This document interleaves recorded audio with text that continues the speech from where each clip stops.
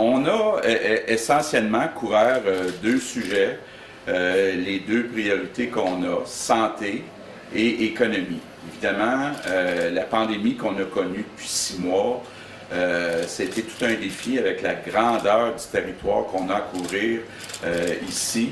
Et il y a des impacts économiques suivant cette pandémie, donc il faut redémarrer l'économie le plus rapidement possible. Donc, c'était les deux sujets que j'ai couverts avec les personnes que j'ai rencontrées. J'ai commencé ce matin en rencontrant les représentants des 3 réseaux de la santé, parce qu'il faut comprendre ici qu'on a 3 groupes de personnes. On a les Jamésiens, on a les Cris et on a les Inuits. Puis chacun des 3 groupes a son réseau de la santé. Content de voir les résultats. On a peut-être eu au total dans toute la région une vingtaine de cas seulement et aucun décès durant toute la pandémie. Donc quand même, quand on regarde les résultats, c'est un succès.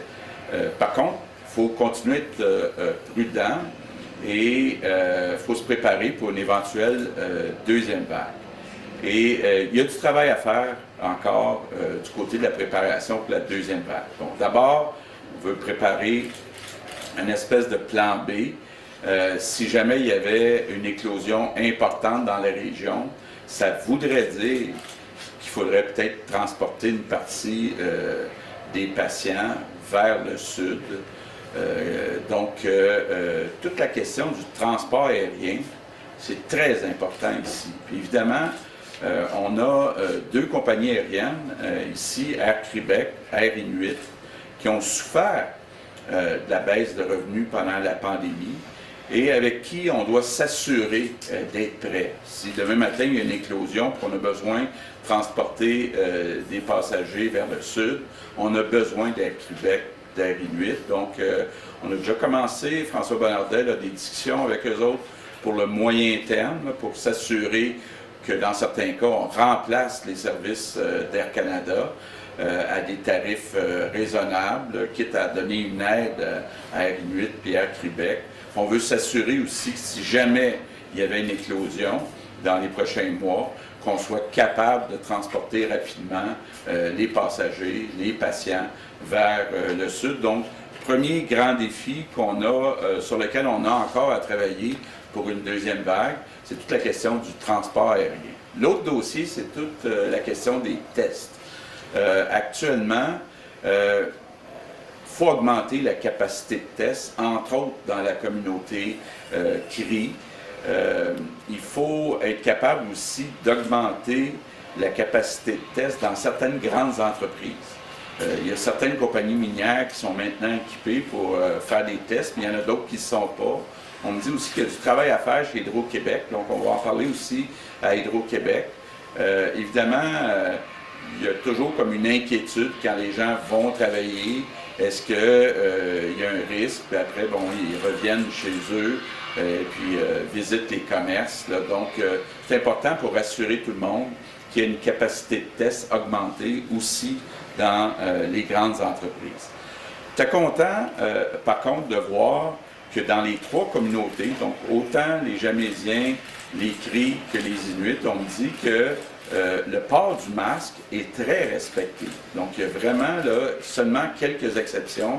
Les gens dans les 3 communautés portent le masque quand ils vont dans des lieux publics fermés, donc comme les commerces. Donc, très content de voir que même s'il n'y a pas eu de décès, le respect du port du masque est en pratique là, est suivi. Bon, un mot sur l'économie. Évidemment, on a une région, nord du Québec, où le revenu moyen est plus élevé que la moyenne. Donc, on a une situation où il y a des bons salaires, entre autres, je pense, au secteur minier, des bons salaires d'affaires, mais on a le problème de recrutement de main-d'œuvre, puis idéalement, de main-d'œuvre qui resterait ici de façon permanente. Donc, il y a des milliers de personnes qui font ce qu'on appelle en anglais du fly-in, fly-out, donc qui viennent travailler quelques jours, quelques semaines, puis qui retournent dans le sud du Québec. C'est pas idéal, cette situation-là, pour développer un sentiment d'appartenance et une cohésion dans notre société. Et une des raisons qui empêche les gens de s'installer de façon permanente, c'est l'hébergement. Ici, par exemple, à Chibougamau, une des participantes aujourd'hui qui me disait qu'on n'a pas été capable de trouver une chambre pour coucher hier soir ici, mais il y a des gens qui seraient prêts à s'installer à Chibougamau et qui n'ont pas d'accès à une maison.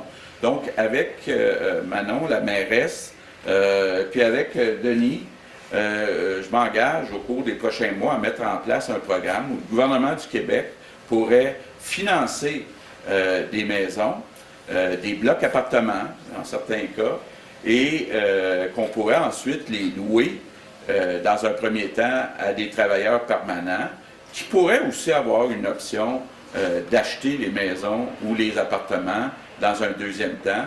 Je ne vois pas ça comme étant un grand risque à partir du moment où, au contraire, on veut développer les emplois payants, entre autres dans le secteur minier. Bien, je pense que c'est juste normal qu'on fasse notre part, le gouvernement du Québec, pour financer des maisons ou des blocs appartements dans le nord du Québec. C'est la même chose avec la communauté CRI qui est prête à participer aussi à des projets d'hébergement.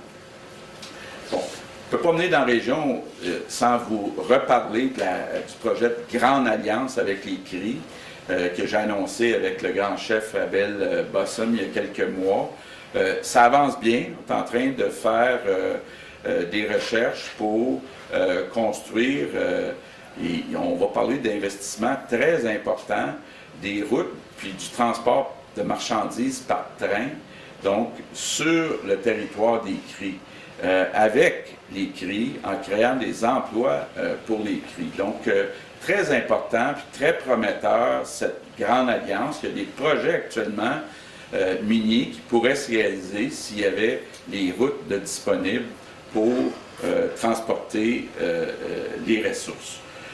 Il y a un projet parlant de route aussi qui est très intéressant et très important pour Matagami. C'est le projet qu'on appelle le Mine Wall Bridge Fénélon.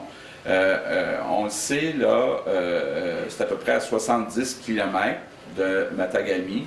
Donc, il y a une opportunité extraordinaire pour les gens de Matagami de développer ce projet-là. Le ministre de l'Économie, Pierre Fitzgibbon, il travaille très fort. Il y a un beau projet aussi de serre et de cogénération à Chapais. Donc, ça aussi, c'est un projet qui est très prometteur. Bon, je ne peux pas venir ici aussi sans vous dire un mot sur les suites au rapport Vien et Infada. Sylvie Damour, la ministre des Affaires autochtones, travaille très fort à mettre en place les recommandations qui touchent plusieurs secteurs. La santé, donner plus d'autonomie, je sais que c'est important, entre autres, pour la nation inuit. L'éducation, augmenter les taux de réussite qui sont vraiment là, très bas, les taux de diplomation très bas. Travailler évidemment sur les services policiers, sécurité publique. Donc, Sylvie Damour travaille avec les différents intervenants. Évidemment, éliminer ces cas là, de violence envers les femmes ou certaines nations, Premières Nations ou Inuits. Là. Donc, c'est inacceptable, puis on travaille très fort pour être capable d'offrir tous les services. Donc, très content de ma visite ici à Chibougamau, puis de mes rencontres avec les maires, puis les représentants des différentes communautés.